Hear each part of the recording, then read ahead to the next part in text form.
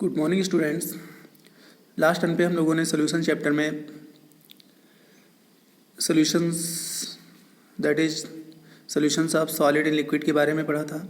और solid and liquid जो solutions होते हैं उनमें सोल्यूशन की जो कंसंट्रेशन होती हैं, कंसंट्रेशन को एक्सप्रेस करने के मेथड के बारे में हमने पढ़ा था। तो उनमें हमने दो कंसंट्रेशन टर्म हमने पढ़ लिया था, परसेंटेज वेट बाय वेट और परसेंटेज वॉल्यूम बाय वॉल्यूम। तीसरा अपना स्टार्ट होता है percentage weight by volume. Percentage weight by volume means it is defined as weight of solute in gram present in 100 ml solution. तो कितना gram solute 100 ml solution में present है, वो जितने ग्राम है वो परसेंटेज वेट बाय वॉल्यूम बोला जाएगा। जैसे कहा जाए कि 10 ग्राम ग्लूकोज 100 ml सोल्यूशन में प्रेजेंट है, तो उसको वेट बाय वॉल्यूम कितने परसेंट बोलोगे? That is 10% wait by volume. Clear? अब अगर आपसे कहा जाए कि 10 ग्राम ग्लूकोज 50 ml सोल्यूशन में है, तो उसका परसेंटेज वेट बाय वॉल्यूम क्या होगा? तो ये 50 ml में 10 ग्राम है, तो 100 ml में कितना होगा? 20 ग्राम होगा। तो उसकी परसेंटेज वेट बाय वॉल्यूम क्या होगी? 20% वेट बाय वॉल्यूम। ठीक, इसको कैलकुलेट करने का तरीका है percentage weight by volume. Wait of salute अगर आपको दिया गया है, वॉल्यूम ऑफ सोल्यूशन ml में होना चाहिए, इंटू 100 कर दोगे, परसेंटेज वेट बाय वॉल्यूम आ जाएगा। क्लियर? तो ये हो गया कंसंट्रेशन टर्म नंबर 3। अब नंबर 4 अपना कंसंट्रेशन टर्म आता है molarity. Very very important term, जो कि हम लोग क्लास 11 से पढ़ते चले आ रहे हैं। वैसे तो प्रीवियस क्लास में भी है, 11 से पहले भी है, लेकिन मोलरिटी हम 11 से बिल्कुल सही से पढ़ते हैं। मोलरिटी की डेफिनीशन आपको क्लियर होनी चाहिए, डेफिनीशन से क्वेश्चन सॉल्व हो जाते हैं। मोलरिटी का मतलब होता है it is defined as number of moles of solute present in 1 litre solution. 1 litre solution में सल्यूट के जितने मोल्स हैं वो उसकी मोलरिटी कहलाती है। जैसे हमारे पास शुगर का 1 लीटर सोल्यूशन है और शुगर के 1 लीटर सोल्यूशन में शुगर के 5 मोल हैं। कितने मोल है? 5। तो उसको हम लोग बोलेंगे सोल्यूशन की मोलरिटी 5 है, या वो सोल्यूशन हमारा 5 मोलर है। मोलरिटी को मोलर के टर्म में भी हम लोग रिप्रेजेंट करते हैं। वो सोल्यूशन हमारा क्या है? 5 मोलर है। अगर आपसे पूछा जाए कि एक शुगर का सोल्यूशन 10 लीटर है और 10 लीटर में 10 मोल हैं शुगर के, तो 10 लीटर में 10 मोल हैं, तो 1 लीटर में कितने मोल होंगे? 1 मोल होंगे। तो वो जो 10 लीटर हमारा सोल्यूशन है उसकी मोलरिटी क्या बोली जाएगी? 1। क्यों? 1 मोल 1 लीटर में है, तो 1 लीटर में जितने मोल होते हैं वो उसकी मोलरिटी होती है। Molarity is equals two moles of salute upon volume of solution in litre. Moles का सिंबल स्मॉल n होता है, वॉल्यूम कैपिटल भी होता है। ये सारी मीनिंग लिख दिया गया moles of salute. Moles of salute अगर मोल ना दिया गया हो तो उसका वेट लिखोगे, अपॉन उसका मॉलिक्यूलर वेट लिख दोगे। वॉल्यूम ऑफ सोल्यूशन लीटर में होना चाहिए। यूनिट ऑफ मोलरिटी क्या हो जाएगी? मोल इंटू लीटर इनवर्स या मोल पर लीटर। तो कहीं भी अगर मोल पर लीटर लिखा हुआ है तो मोल पर लीटर का मतलब वो मोलरिटी गिवन है। क्या गिवन है? मोलरिटी। अब इस फार्मूले को अगर हम क्रॉस मल्टीप्लाई करते हैं तो क्रॉस मल्टीप्लाई करने से क्या होगा? नंबर ऑफ मोल्स जो होगा वो molarity into volume in litre. Number of moles is equals to molarity into volume in litre. लेकिन अगर वॉल्यूम हम लीटर के प्लेस पे मिली लीटर में रखें तो फिर यहाँ पे जो वैल्यू आएगी उसको हम लोग बोलेंगे नंबर ऑफ मिली मोल्स। तो नंबर ऑफ मिली मोल्स क्या होगा? Molarity into volume in millilitre. Clear? Molarity into volume in millilitre. अगला हमारा है, अब ये जो मोलरिटी मैंने बताया था कि moles upon volume in litre, मान लो वॉल्यूम आपको ml में दे दिया जाए और मोल्स ना दिए जाएँ, सल्यूट का वेट दे दिया जाए, तो मोल्स के प्लेस पे आप उसका फार्मूला पुट कर दोगे, wait of salute upon molecular weight of salute into volume. अब नीचे होगा, अगर वॉल्यूम नीचे आपने ml में लिखा है उसको लीटर में कन्वर्ट करने के लिए 1000 से डिवाइड करना पड़ेगा। 1000 वो कहाँ पहुँच जाएगा? ऊपर पहुँच जाएगा। तो weight in gram upon molecular weight of solute, ये सारा सब सल्यूट का है। Weight in gram upon molecular weight into 1000 upon volume in ml, volume solution का है। यहाँ पे देखो एक चीज़ और है, अगर वॉल्यूम लीटर में है तो ऊपर हम 1000 पे नहीं लिखेंगे, तो weight in gram upon molecular weight into 1 upon volume litre में हो जाएगा। अच्छा, ये weight in gram upon volume in litre, इसको अगर एक साथ लिख दिया जाए तो ये होती है स्ट्रेंथ ऑफ सोल्यूशन। क्या होती है? Strength of solution. नीचे क्या बचेगा? मॉलिक्यूलर वेट बचेगा। तो molarity is equals to strength upon molecular weight हो जाएगा। Molarity is equals to strength upon molecular weight, या फिर क्रॉस मल्टीप्लाई करोगे स्ट्रेंथ इज इक्वल्स टू क्या हो जाएगा, molarity into molecular weight. Clear. तो जो सोल्यूशन की स्ट्रेंथ होगी वो क्या होगी, मोलरिटी इंटू मॉलिक्यूलर वेट, ये आपको याद होनी चाहिए। सेकेंड अपना नेक्स्ट जो कंसंट्रेशन टर्म है दैट इज मोलेलिटी। मोलेलिटी को हम ml से डिनोट करते हैं। यहाँ पे बुक में या क्वेश्चन में मोलेलिटी को स्मॉल m से डिनोट करते हैं और मोलरिटी को कैपिटल M से डिनोट करते हैं, लेकिन हम लोगों ने यहाँ पे small m molecular weight of solute लिखा हुआ यहाँ पे, इसलिए मोलेलिटी का सिंबल हम लोग यहाँ पे ml लिखते हैं। It is defined as number of moles of solute present in 1 kilogram solvent. अब यहाँ पे किसकी बात हो रही है, सिर्फ यहाँ पे सॉल्वेंट की बात हो रही है। ये एक ऐसा फार्मूला है जिसमें सॉल्वेंट आता है, बाकी सब में सोल्यूशन आता है। तो it is defined as number of moles of solute present in 1 kilogram solvent. 1 kilogram solvent में जितने मोल होते हैं वो उसकी मोलेलिटी होती है। जैसे पानी हमारे पास 1 किलोग्राम पानी है, 1 किलोग्राम पानी में हमने 2 मोल शुगर के डाल दिए, 2 मोल शुगर के डाल दिए, तो अब उसकी मोलेलिटी क्या बोलेंगे हम लोग, 2 या 2 मोलल सोल्यूशन, 2 मोलल सोल्यूशन। ठीक है। अब मान लो 5 किलोग्राम पानी है, 5 किलोग्राम पानी में आपने 5 ग्राम शुगर मिला दिया, तो 5 किलोग्राम पानी में आपने 5 ग्राम मिलाया, तो 1 किलोग्राम पानी में कितना प्रेजेंट होगी, 1 ग्राम। ठीक, तो 1 ग्राम प्रेजेंट होगी। अब 1 ग्राम को मोल में कन्वर्ट कर लोगे, मोल में कैसे कन्वर्ट कर लोगे, उसके मॉलिक्यूलर वेट से डिवाइड कर दोगे, तो 1 अपान उसका मॉलिक्यूलर वेट जो आएगा वो मोलेलिटी हो जाएगी। ठीक, तो molality is equals two moles of solute upon weight of solvent in kilogram. ये सिंबल आप याद रखना student. n number of moles of solute, w wait of solvent है और किस में है, किलोग्राम में है। इसकी यूनिट क्या होगी मोलेलिटी की, मोल पर केजी या मोल इंटू किलोग्राम इनवर्स। अब जैसा कि सबको पता है कि मोल्स नहीं दिया जाता, हमें क्या दिया जाता है, सब्सटेंस का वेट। तो सब्सटेंस का वेट या सॉल्यूट का वेट इन ग्राम अपान उसका मॉलिक्यूलर वेट इनटू वेट। अगर ग्राम में दिया गया है तो ग्राम को 1000 से डिवाइड कर दोगे जो ऊपर पहुंच जाएगा। तो इस मोलेलिटी के फार्मूले में weight of solute in gram upon molecular weight of solute into 1000 upon weight of solvent in gram. ये स्टूडेंट्स आप बार बार इनको याद करोगे तभी याद होंगे, फार्मूले नहीं याद नहीं हो पाएंगे। स्मॉल w को हमारा स्मॉल है मैंने एक बार लिख दिया है वैसे ही, लेकिन ये बार बार जब भी आएगा ये यही कहा जाएगा, weight and molecular weight of solute. ठीक, तो अब इसके बाद अगली अपनी जो कंसंट्रेशन टर्म आती है नंबर 6 पे। नंबर 6 पे अपना है नॉर्मलिटी। क्लियर स्टूडेंट्स, नॉर्मलिटी को देखो हम कैसे डिफाइन करते हैं। नंबर 6 नॉर्मलिटी का मतलब होता है it is defined as number of gram equivalent of solute present in 1 litre solution. तो इसमें किसी भी सॉल्यूट के कितने ग्राम इक्विवेलेंट हैं 1 लीटर में, वो उसकी नॉर्मलिटी होती है। ठीक, नॉर्मलिटी का फार्मूला लिख दिया, normality is equals to gram equivalent upon volume in litre. Normality is equals to gram equivalent upon volume in litre. नॉर्मलिटी की यूनिट क्या होगी, ग्राम इक्विवेलेंट पर लीटर। यहाँ से अगर क्रॉस मल्टीप्लाई करो फार्मूले को तो नंबर ऑफ ग्राम इक्विवेलेंट क्या हो जाएंगे, number normality into volume in litre.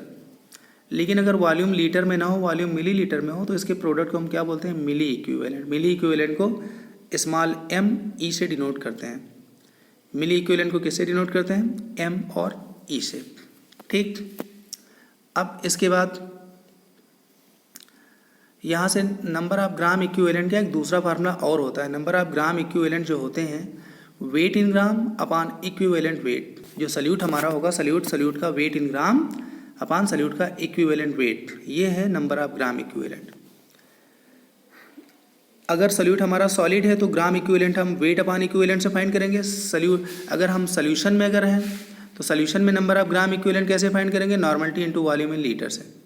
Clear, वैसे ही यहाँ पे है मिली इक्विवेलेंट सॉल्यूशन में normality into volume in millilitre. और मिली इक्विवेलेंट अगर हम किसी सॉलिड का फाइंड करना चाहें तो सॉलिड का weight in gram upon solid का इक्विवेलेंट वेट इंटू 1000। सॉलिड का weight in gram upon solid का equivalent weight into 1000। Normality is equals to, अब हम इसका कंप्लीट फार्मूला लिखते हैं नॉर्मलिटी का। जहाँ पे ग्राम इक्विवेलेंट था, ग्राम इक्विवेलेंट के प्लेस पे लिख दोगे weight in gram upon equivalent weight into volume litre में था, वॉल्यूम मिली लीटर में, ऊपर 1000 हो जाएगा। तो ये नॉर्मलिटी का कंप्लीट फार्मूला है। Normality is equals to weight in gram upon equivalent weight into 1000 upon volume in millilitre. Clear बच्चों? इसके पहले मैंने आपको स्ट्रेंथ बताया था। स्ट्रेंथ है weight in gram upon volume in litre. Weight in gram solute का, वॉल्यूम इन लीटर। ठीक, सल्यूट का वेट कितने ग्राम 1 लीटर में प्रेजेंट है, वो स्ट्रेंथ है। तो यहाँ पे weight in gram upon volume in litre, ये हो जाएगी स्ट्रेंथ। तो normality is equals to strength upon equivalent weight भी हो जाएगा। Clear? Normality is equals to strength upon equivalent weight. यहाँ से क्रॉस मल्टीप्लाई करोगे, strength is equals to normality into equivalent weight हो जाएगा। और अभी भी मैंने पढ़ा था strength is equals to molarity into molecular weight. तो किसी भी सोल्यूशन की बात करें, उसी सोल्यूशन में अगर नॉर्मलिटी मोलरिटी में रिलेशन बनाना हो तो उस सोल्यूशन की स्ट्रेंथ नॉर्मलिटी के टर्म में ये हो जाएगी और उसी सोल्यूशन की स्ट्रेंथ मोलरिटी के टर्म में ये हो जाएगी, और स्ट्रेंथ दोनों में सेम आएंगे। तो जब स्ट्रेंथ दोनों में सेम है तो नॉर्मलिटी इंटू इक्विवेलेंट वेट ये भी इक्वल है मोलरिटी इंटू मॉलिक्यूलर वेट के। तो यहाँ से क्या आ जाएगा, normality upon molarity is equals to molecular weight upon equivalent weight. Normality upon molarity is equals to molecular weight upon equivalent weight. Clear? Relation between normality and molarity for same solution. किसी भी solution में normality को molarity में convert करना है या molarity को normality में कन्वर्ट करना है, तो उसके लिए हमारे पास रिलेशन है normality is equals to molarity into n factor. Normality is equals to molarity into n factor. अब ये एन फैक्टर क्या होता है यहाँ पे शॉर्ट फॉर्म में बता देते हैं, बाकी इस कंसंट्रेशन के बाद एन फैक्टर भी हम लोग पढ़ेंगे। फॉर एसिड, एसिड के लिए एन फैक्टर क्या होता है, उसकी बेसिसिटी ऑफ एसिड। बेस के लिए एन फैक्टर क्या होता है, उसकी एसिडिटी ऑफ बेस। तो बेसिसिटी टर्म यूज करते हैं एसिड में और एसिडिटी टर्म यूज करते हैं बेस में, ये भी स्टूडेंट्स आपको याद होना चाहिए। The term basicity is used for acid and the term acidity is used for base. Clear? We will discuss n factor in detail after completing all concentration term weight for n factor. Clear student? Now concentration term number 7, formality. It is denoted by a small f. Formality क्या चीज़ है? It is used for ionic compound. ये ionic compound के लिए हम लोग इसका प्रयोग करते हैं। Clear? It is similar with molarity. और ये मोलरिटी के समान होती है। जैसे मोलरिटी हम कैलकुलेट करते हैं वैसे ही फार्मेलिटी हम लोग कैलकुलेट करते हैं। Formality is equal to weight in gram upon formula weight in 2000 upon volume of solution in millilitre. जहाँ पे हम लोग कोवेलेंट कंपाउंड में मॉलिक्यूलर वेट लिखते हैं, वहाँ पे हम लोग आयनिक कंपाउंड में हम मॉलिक्यूलर वेट नहीं लिखते, क्या लिखते हैं, फार्मूला वेट। क्या लिखते हैं, फार्मूला वेट। तो weight in gram upon formula weight in 2000 upon volume, अब यहाँ पे एमएल में लिख दोगे, फार्मेलिटी आ जाएगी। अब यहाँ पे बच्चों ये देखा गया है कि formality and molarity both are same for stoichiometric compound. Formality और मोलरिटी दोनों ही स्टोइकियोमेट्रिक कंपाउंड के लिए तो सेम होती हैं, लेकिन ये जो है डिफरेंट किसके लिए होती है, non stoichiometric compound. Stoichiometric compound और नॉन स्टोइकियोमेट्रिक कंपाउंड क्या होते हैं, ये हम लोगों ने बच्चों सॉलिड स्टेट में पढ़ा हुआ है। एक बार फिर से हम आपको रिपीट कर देते हैं। Stoichiometric compounds are those compounds in which the ratio of cations and anions become same, that is not disturbed. And non stoichiometric compounds are those compounds in which the ratio of cations and anions becomes different from ideal formula. Ideal फार्मूले से उसके cation और anion के ratio क्या हो जाते हैं, disturb हो जाते हैं। जैसे एक हमारा आयरन का ऑक्साइड है FeO। FeO हमारा स्टोइकियोमेट्रिक कंपाउंड है, और एक इसी आयरन का ऑक्साइड दूसरा होता है जिसका फार्मूला होता है Fe 0.96 O 1.00। अब इसमें Fe 0.96 है और O क्या है, 1 एटम है, तो ऑक्सीजन 1 एटम के साथ Fe क्या आ गए, 90.96 आ गए। क्लियर? तो उसमें कैटायन एनायन के रेशियो 1:1 था Fe और O में, 1 कैटायन 1 एनायन। अब इसमें कैटायन 0.96 है और एनायन क्या है, 1 है, तो कैटायन एनायन का रेशियो क्या हो गया, डिस्टर्ब हो गया। तो ये है नॉन स्टोइकियोमेट्रिक कंपाउंड। क्लियर? अब यहाँ पे इफेक्ट ऑफ टेम्परेचर, ये जो भी हम लोगों ने मोलरिटी, मोलैलिटी, फॉर्मेलिटी और नॉर्मलिटी पढ़ा हुआ, इनमें टेम्परेचर चेंज करने से किसकी वैल्यू में परिवर्तन होगा, किसकी वैल्यू में परिवर्तन नहीं होगा, ये आपके यहाँ क्वेश्चन बहुत पूछा जाता है, बोर्ड में भी और कंपटीशन में भी। तो हमें ये जान लेना बहुत ज़रूरी है कि टेम्परेचर चेंज करने से इनकी वैल्यू में चेंज होगा या नहीं होगा। तो सबसे पहली बात तो on increase in temperature, temperature बढ़ाने से volume of solution increases, solution का वॉल्यूम बढ़ता है।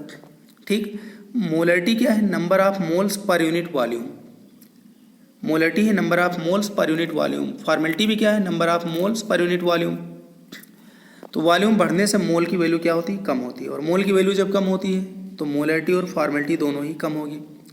नॉर्मलिटी भी क्या है? Number of gram equivalent per unit volume, तो उसमें भी number of gram equivalent per unit volume कम होते हैं, क्योंकि वॉल्यूम बढ़ता है तो ग्राम इक्विवेलेंट क्या होते हैं? कम होते हैं। तो कहने का मतलब ये हुआ कि यहाँ पे मैंने लिख दिया है by which number of moles per unit volume decreases और number of gram equivalent of solute per unit volume decreases. Hence molarity, normality और formality of solution decreases. Normality, molarity, formality सब डिक्रीज होगी।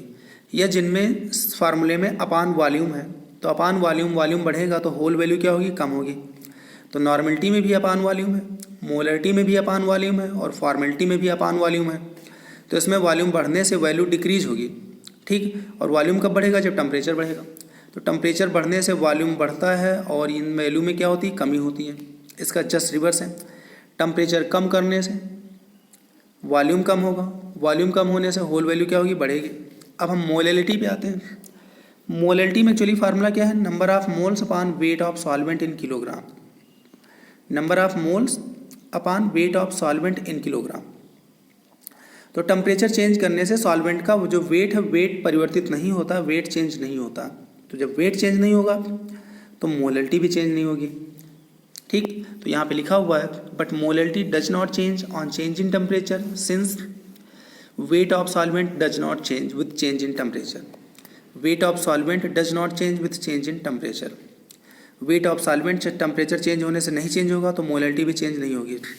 तो अब आपसे क्वेश्चन पूछा जाए कि out of following which is temperature independent quantity, out of following which is temperature independent quantity. Number A normality, number B molarity, number C formality and number D molality. तो answer हमारा क्या होगा? Molality. Number A हमारा normality, number B molarity, number C formality और number D क्या है? Molality. तो molality is the temperature independent quantity, temperature change होने से इसकी वैल्यू में कोई चेंज, कोई परिवर्तन नहीं होता। तो बच्चों ये हो गया हमारा नंबर 7। अब नंबर 7 के बाद नंबर हम लोग 8 पे पहुंचते हैं। नंबर 8 अपनी आती है स्ट्रेंथ, जो कि ऑलरेडी हमने दो जगह यूज किया हुआ है, नॉर्मलिटी में भी यूज किया और मोलरिटी में भी यूज किया। वही चीज़ है यहाँ पे स्ट्रेंथ। अब एक बार फिर से हम इसको रिपीट समझ लो, पढ़ रहे हैं, दोबारा पढ़ रहे हैं। स्ट्रेंथ को कैपिटल एस से डिनोट करते हैं। इसकी जो परिभाषा होती है, it is defined as weight of solute in gram present in 1 litre solution. सल्यूट का मास या वेट ग्राम में जो कि 1 लीटर में उपस्थित हो, वो उसकी क्या कहलाती है? स्ट्रेंथ। जैसे शुगर का सोल्यूशन हमारे पास 5 लीटर है और 5 लीटर में 10 ग्राम शुगर है, तो 5 लीटर में 10 ग्राम शुगर है, तो 1 लीटर में कितने ग्राम होगी? 2 ग्राम होगी। 1 लीटर में जब 2 ग्राम होगी तो जो आपके सामने शुगर का सोल्यूशन 5 लीटर है, उसकी स्ट्रेंथ आप क्या बोलोगे? 2। क्या बोलोगे? 2। भाई 5 लीटर में 10 ग्राम है तो 1 लीटर में 2 ग्राम होगी, तो जो आपके पास पूरा का पूरा 5 लीटर सोल्यूशन, उसकी स्ट्रेंथ क्या बोलोगे आप? 2 बोलोगे। ठीक, और अगर आपको कैलकुलेट करना हो तो strength weight in gram upon volume of solution in litre, weight of solute in gram upon volume of solution in litre, और इसकी यूनिट क्या होगी? ग्राम पर लीटर। ठीक, ग्राम पर लीटर। तो इसमें भी स्ट्रेंथ भी क्या है? टेम्परेचर डिपेंडेंट क्वांटिटी, क्योंकि इसमें भी वॉल्यूम है।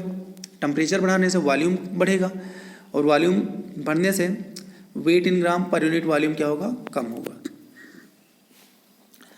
9th हमारा है पार्ट्स पर मिलियन। पार्ट्स पर मिलियन को हम स्मॉल p m से डिनोट करते हैं। इसको हम कैसे डिफाइन करेंगे? It is defined as weight of solute in gram present in 10⁶ gram of solution. ठीक है, अगर हमारे पास सोल्यूशन 10⁶ ग्राम हो, 10⁶ ग्राम को हम लोग 1 मिलियन ग्राम बोलते हैं। 1 मिलियन का मतलब होता है 10 लाख ग्राम। तो 10 लाख ग्राम में जितने ग्राम सल्यूट है वो उसकी ppm है। ठीक, पार्ट्स पर मिलियन। इसको हम लोग फाइंड कैसे करते हैं? Ppm, wait of solute in gram upon weight of solution in gram into 10⁶। Wait of solute in gram upon weight of solution in gram into 10⁶।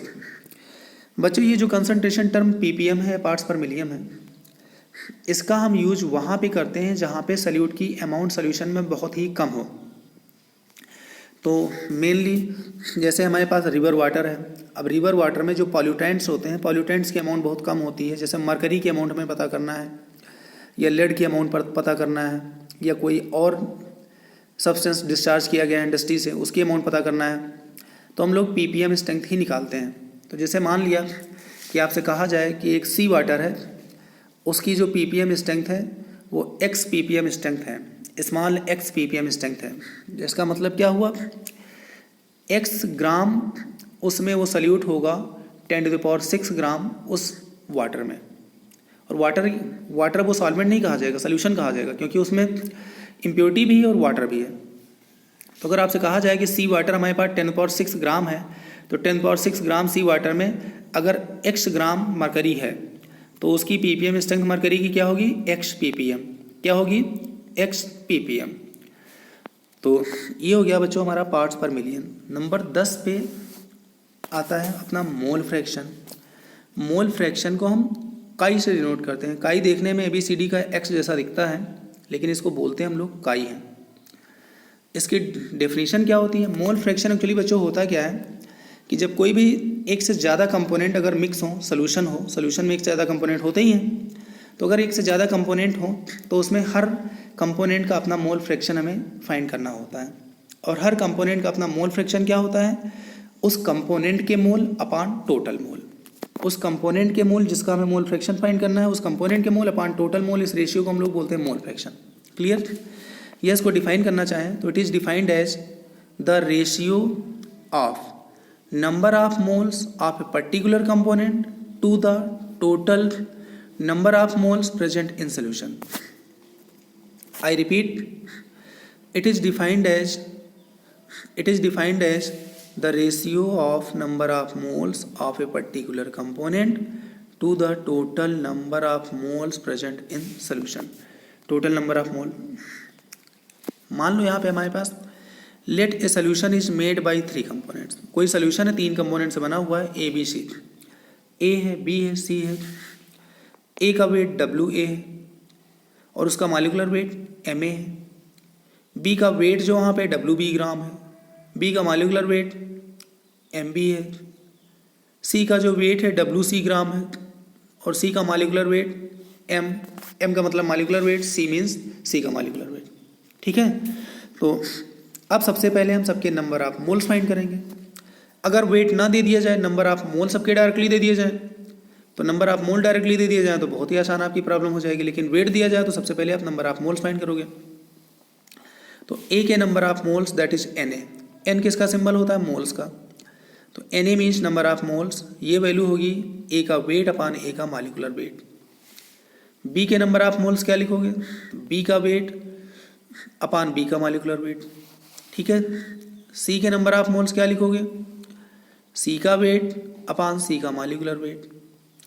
अब यहाँ पे Na, Nb, Nc क्या है? Where Na, Nb, Nc are number of moles of A, B, C respectively.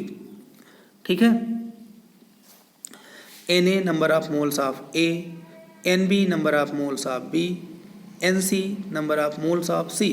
ठीक, अब मान लो हमें mole fraction A का निकालना है। ठीक है, if we want to find the mole fraction of A, then mole fraction of A that is XA is equals to number of moles of A upon total moles that is Na plus Nb plus Nc। Mole fraction of B that is XB is equals to Nb upon Na plus Nb plus Nc।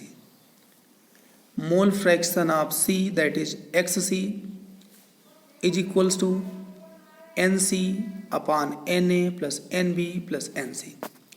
तो जिसका mole fraction find करना है काई के साथ में, वो आप लिख दोगे काई A, काई B, काई C। अब मोल फ्रैक्शन का फार्मूला मैंने भी आपको बताया था, जिस कंपोनेंट के मोल फ्रैक्शन फाइंड करना है उस कंपोनेंट के मोल अपान टोटल मोल, जिस कंपोनेंट के मोल फ्रैक्शन फाइंड करना है उस कंपोनेंट के मोल अपान टोटल मोल, जिस कंपोनेंट के मोल फ्रैक्शन फाइंड करना है उस कंपोनेंट के मोल अपान टोटल मोल। अब यहाँ पे एक रूल ये भी है, किसी भी सोल्यूशन में जितने भी कंपोनेंट होते हैं सबके मोल फ्रैक्शन का सम जोड़ योग 1 होता है। In any solution the sum of mole fractions of all components is equals to 1। जैसे मान लो मेरे पास कोई एक सोल्यूशन है, उसमें mole fraction of A plus mole fraction of B plus mole fraction of C plus mole fraction of N, जितने भी component हैं सबके मोल फ्रैक्शन का सम क्या होगा? 1 होगा। ठीक, अब जैसे यहाँ पे 3 ही कंपोनेंट है तो mole fraction of x A plus x B plus x C बराबर 1। मान लो हमें एक्स ए फाइंड करना है तो एक्स ए बराबर क्या लिखोगे? 1 minus x B plus x C. X B find करना है, x B 1 minus x A plus x C. X C find करना है 1 minus x A plus x B. तो इस तरह बच्चों टोटल हम लोग मोल फ्रैक्शन और कंपोनेंट के फाइंड कर लेते हैं। तो अपनी ये कंसंट्रेशन टर्म कंप्लीट हो गई। अब इसके आगे बच्चों हम लोग नेक्स्ट टर्म पे पढ़ेंगे। Thank you, very good.